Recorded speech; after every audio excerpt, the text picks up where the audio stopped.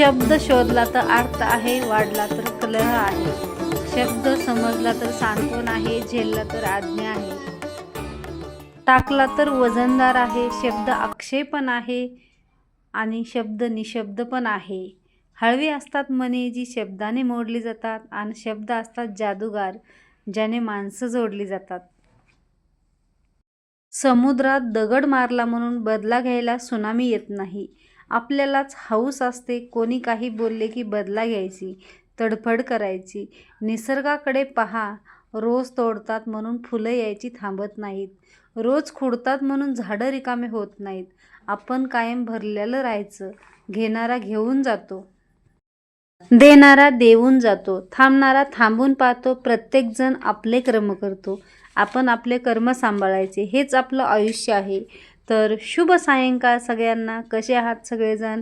सर्वांना सर्वप्रथम श्री स्वामी समर्थ आणि ओम नमः शिवाय.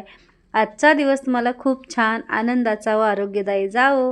तर आजच्या व्हिडिओची सुरुवात जी आहे ती इव्हनिंगच्या वातावरणाने केलेली आहे. तर बघा, पहिलं तुम्हाला बघितलं असन की मी बाहेरून जे येत होते ना, म्हणजे चालत चालत येत होते, त्यावेळेस जॉबवरून येताना अर्धा चंद्र बघितलेला आहे. आणि तो म्हणजे संध्याकाळचं वातावरण, संध्याकाळचा चंद्र. एक म्हणजे आपल्याला पौर्णिमेचा चंद्र बघायला भेटतो, एक म्हणजे दिवसा बघायला सुद्धा भेटतो आपल्याला. पण तो सूर्याच्या ह्याच्यामध्ये आपण त्याच्याकडे कसंच लक्ष देत नाही आणि तो आपल्याला समजतसुद्धा नाही. आणि एक म्हणजे रात्रीचा चंद्र जास्त आपल्याला बघायला भेटतो. रात्र म्हणली की सगळ्यांना समजून जातं की आकाशातील तारे आणि चंद्र. तर असं मी घरी आलेले होते. घरी आल्याबरोबर बघितलं तर प्रतीक्षा करत होती दिवाबत्ती, जी की संध्याकाळची सायंकाळची धूपबत्ती आपण करतो आणि आपल्या संध्याकाळच्या कामाला सुरुवात करतो.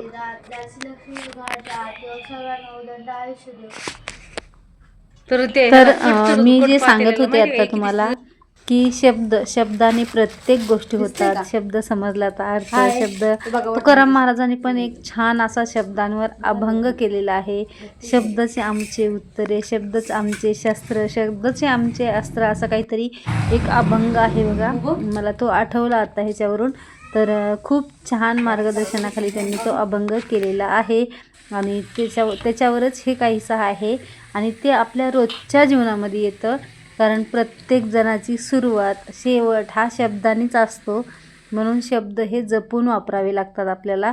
तर असं मी काय केलेलं आहे, आलं की प्रतीक्षानं देवपूजा केलेली आहे. मी चेंज वगैरे करूच तर तिने लगेच काय केलेलं आहे, चहासुद्धा केलेला आहे. मग आम्ही चहा घेतलेला आहे, कारण आता थंडीसुद्धा आहे भरपूर. आणि त्याचबरोबर लगेच हात स्वयंपाकाला लागलेली आहे. तर स्वयंपाकाला ह्यांनी आणलेले होते भरपूर सारे वाटाणे आणि घरात बटाटेसुद्धा होते आणि ह्यांना खायचे होते समोसे. तर परवाच्या दिवशीच मला बोलले होते की समोसे बनव आपल्याला. तर म्हटलं चला मग आज बनवूया. तर त्यासाठी मी वाटाणे थोडेसे सोलून घेतलेले आहेत, साहित्य काढून घेतलेलं आहे जे की आपल्याला समोश्यासाठी पीठ मळून घ्यायचं आहे त्यासाठी. आणि तेल गरम करून घेत आहे, कडकडीत असं तेल गरम करून घ्यायचं आहे आणि आपल्याला ह्या पिठामध्ये टाकायचं आहे, मैद्यामध्ये.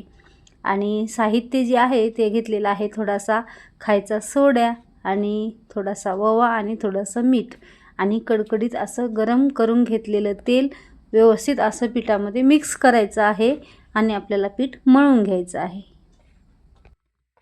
पीठ आपल्याला मीडियम स्वरूपामध्ये मळायचं आहे, जास्त घट्टही नाही आणि जास्त सैल पण नाही मळायचं आपल्याला. त्यासाठी मीडियम पद्धतीमध्ये मळायचं आहे, जेणेकरून चपाती इतकं सैल पण नाही करायचं, कारण चपाती इतकं सैल केलं तर मग थोडंसं हे होतात, समोसे आपल्याला व्यवस्थित लाटता येत नाही येतं. आणि जास्त घट्ट पण नाही ठेवायचे, कारण तो मैदा असतो तो जास्त लाटत नाही मग आपल्याला, तर मग त्यामध्ये जाडे होऊ शकतात. तर त्यासाठी मीडियम स्वरूपामध्ये आपल्याला मळून घ्यायचं आहे. आणि तेल जे आपण ह्याच्यामध्ये टाकलेलं आहे ना, त्यामध्ये तुम्ही डाळडासुद्धा टाकू शकता. आणि तेल टाकलेलं पीठ जे आहे ते व्यवस्थित असं आपल्याला मिक्स करून मगच कणिक मळून घ्यायची आहे. इथं बघा, तोपर्यंत माझे बटाटे जे आहेत ते शिजलेले आहेत आणि शिजलेले बटाटे लगे हात मी काय केलेले आहेत, सोलून घेतलेले आहेत. आणि सोलून घेतलेले बटाटे आहेत ना, आपल्याला सर्व काय करायचे आहेत, बारीक कुस्करून घ्यायचे आहेत. आणि हे जी साहित्य आहे ना, ते काय केलेलं आहे मी बटाट्यात टाकण्यासाठी घेतलेलं आहे. तर त्याच्यासाठी थोडंसं आपल्याला वाटण तयार करायचं आहे. वाटणामध्ये टाकलेलं आहे थोडासा लसूण, थोडंसं मीठ आणि थोडंसं हिरव्या मिरच्या आणि कोथिंबीर. हे सर्व जे मिश्रण आहे ते आपल्याला मिक्सरला बारीक करून घ्यायचं आहे.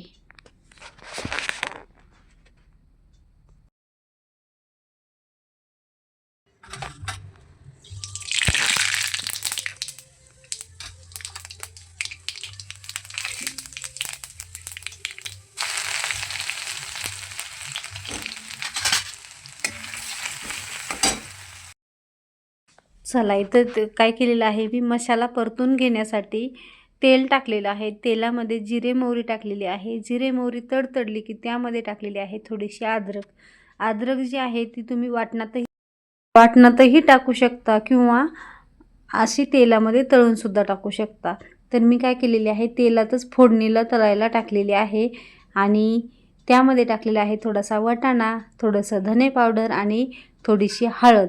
बस आपण जे तयार केलेलं वाटण आहे ना, ते मिक्स केलेलं आहे. आणि हे एकजीव मिक्स झालं की त्यामध्ये आपल्याला बटाटा जो आहे तो कुस्करून टाकायचा आहे, म्हणजे बारीक मॅसरनं मॅश करायचा आहे. मी मॅसरनं मॅश नाही केलेला आहे, मी हातानेच कुस्करून टाकलेला आहे. आणि लगे हात मिक्सरच्या भांड्याला सुद्धा व्यवस्थित पुसून घेतलेला आहे. बस ह्याला व्यवस्थित सर्व जी साहित्य आहे ना, व्यवस्थित ह्याला मिक्स करून घ्यायचं आहे. आणि मिक्स झाला की आपला मसाला इथं तयार आहे. जसं की आपण बटाट्याची चटणी करतो त्या पद्धतीने किंवा आपण पराठ्याला मसाला करतो त्या पद्धतीनं करायचा आहे. तर चला, इथं मसाला जो आहे तो आपला तयार झालेला आहे.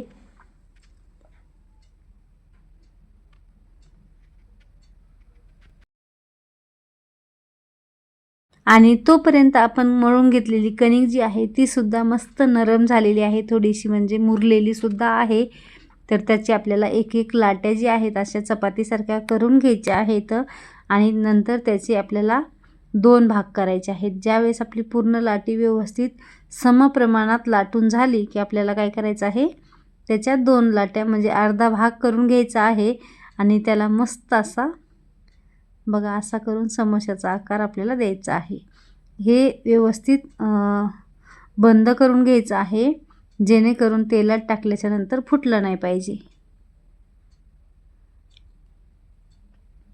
आणि ह्याच्यामध्ये आपल्याला काय करायचं आहे, मस्त मसाला भरून घ्यायचा आहे. माझ्या हाताला बघा तव्याचं काळं लागलेलं आहे. तव्याचं म्हणजे काय होत आहे, गॅसवर सारखी भांडी काळी होत आहेत. कारण गॅसचं बर्नर गेलेलं आहे की काय झालेलं आहे माहीत नाही. कारण ते 1-1.5 महिना झाला की पुन्हा त्याला पूर्ण चुलीसारखंच काळं व्हायला लागलेले. तर तो गॅस जो आहे तो क्लीन पण करून बघितला, बर्नर पण बदलून बघितलेला आहे, पण त्याचा प्रॉब्लेम तोच चालू आहे. बघू आता शेगडी बदलून घेऊया, नंतर कधी बदलणं होती माहीत नाही आहे. पण तिचा जो प्रॉब्लेम आहे तो भांडे काळे होण्याचा हाच प्रॉब्लेम चालू आहे. तर बघा अशा पद्धतीनं आपला समोसा जो आहे तो तयार झालेला आहे. पीठ व्यवस्थित आपलं मिक्स आणि व्यवस्थित प्रमाण व्यवस्थित झालं ना, तर समोसे जे आहेत ते एकदम परफेक्ट प्रमाणामध्ये होतात. म्हणजे खुसखुशीत पण होतात, टेस्टला पण छान लागतात आणि म्हणजे असे कडक किंवा वातड असे होत नाही येतं. तर चला, इथं काय केलेलं आहे मी, गॅस मिडियम ठेवून आपल्याला हे तळायचे आहेत, म्हणजे छान असे खुसखुशीत तळले जातात. नसता आपण फुल गॅसवरती ज्यावेळेस तळतो ना, त्यावेळेस थोडेसे गजगज राहू शकतात ते, म्हणजे आणि किंवा वातडसुद्धा होऊ शकतात एखाद्या वेळेस थंड झाल्यावर. त्यासाठी थोडंसं मिडियम गॅसवरती आपल्याला तळून घ्यायचे आहेत. तर छान असे समोसे झालेले आहेत आपले. ज्यावेळेस असे समोशावर फोडं फोडं येतात ना, त्यावेळेस समोसे आपले परफेक्ट झालेले आहेत असे समजायचे. तर समोसे बघा इथं मस्त एकदम खुसखुशीत झालेले आहेत. आणि अशाच गरम गरम समोशासोबत गरम गरम हिरव्या मिरच्यासुद्धा आपल्याला तळून घ्यायच्या आहेत. मी मिरच्यासुद्धा तळलेल्या आहेत, पण तुम्हाला त्या दाखवल्या नाही आहेत. त्या दाखवते तुम्हाला पुढं, तळताना नाही दाखवल्या, पण तळून झाल्याच्या नंतर दाखवते. तर बघा मस्त समोसे झालेले आहेत आपले. तुम्हाला जर रेसिपी आवडली तर नक्की ट्राय करून बघा आणि कसे झालेत ते मला सांगा. तर चला, हे बघा, ह्या मिरच्या तळलेल्या होत्या, सगळ्या संपलेल्या आहेत. आणि इथे लगेच काय केलेलं आहे, मी संध्याकाळचं जे आपलं किचन साफ करून ठेवण्याचं काम आहे ते लगेच करायला घेतलेलं आहे. तर इथे सगळे भांडे वगैरे जे आहेत संध्याकाळचे ते मी आवरून ठेवलेले आहेत. आणि लगे हात किचन जे आहे ते गॅस वगैरे सर्व व्यवस्थित पुसून वगैरे ठेवलेलं आहे. तर तुम्ही सुद्धा संध्याकाळची कामं हे संध्याकाळीच करून ठेवता की सकाळी आवरता, मला सांगा. कारण मला तर सकाळी आवरणं होतच नाहीत. हे कामं जर सकाळच्याला राहिले तर माझ्या सकाळच्या सगळ्या कामाचा जो आहे ना, म्हणजे पोपटच होऊन जातो, म्हणजे एकही काम व्यवस्थित होत नाही आहे. तर असं हे कामं जर किचन आपल्याला नेहमी स्त्रियांना काम जे आहे ना नेहमी किचनमध्ये असतं. आणि ज्यावेळेस आपलं किचन व्यवस्थित नसतं ना त्यावेळेस आपली चिडचिड होते, म्हणजे होतेच.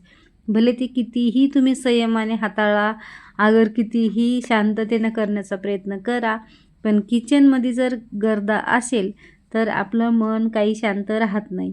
तर त्यासाठी आपल्याला किचन हे व्यवस्थितच ठेवावं लागतं. तर चला, फक्त त्यात कढईमध्ये तेल थोडंसं गरम होतं म्हणून ते तसंच झाकून ठेवलेलं आहे मी. बाकी बघा, किचन कट्टा जो आहे तो व्यवस्थित असा मी आवरून ठेवलेला आहे. तर चला, मी इथेच व्हिडिओचा इन करते. व्हिडिओ जर आवडला तर नक्की लाईक, शेअर आणि सबस्क्राईब करा. तर पुन्हा भेटूया अशाच एका नवीन व्हिडिओमध्ये. तोपर्यंत सर्वांना बाय.